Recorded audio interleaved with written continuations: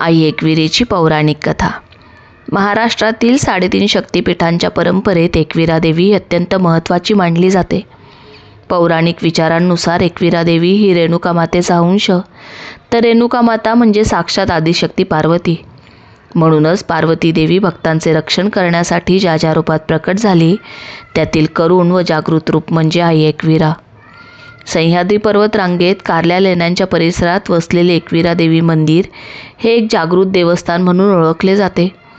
येथे देवी रेणुका मातेच्या रूपात पूजली जाते, जी अमर ऋषी परशुरामांची माता आहे. भारत व नेपाळमध्ये रेणुका मातेची उपासना मातृत्व, त्याग आणि धर्मरक्षणाचे प्रतीक म्हणून केली जाते. पौराणिक कथेनुसार पांडव वनवासाच्या काळात या पवित्र डोंगरावर आले. त्यावेळी त्यांच्यासमोर स्वयं आदिशक्ती एकविरा प्रकट झाली. तिने पांडवांची भक्ती तपासण्यासाठी कठोर अट घातली. माझे मंदिर एका रात्रीत बांधा.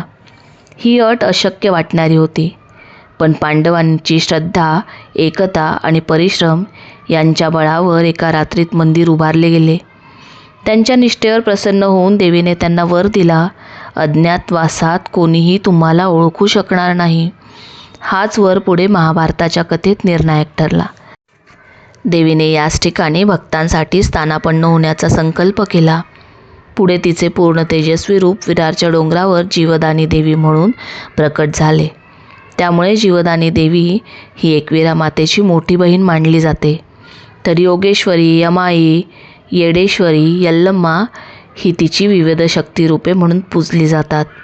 नवरात्र, चैत्र आणि अश्विन महिन्यात आजही लाखो भाविक कारला गड चढतात. आगरी कोळी समाजासह अनेक समाजांची ही कुलदेवता आहे.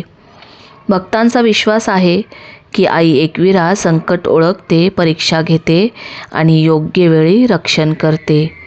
ही कथा आपल्याला शिकवते की आई संकट दूर करत नाही, तर भक्ताला संकटासमोर उभं राहण्याची ताकद देते आणि तेच खरे वरदान.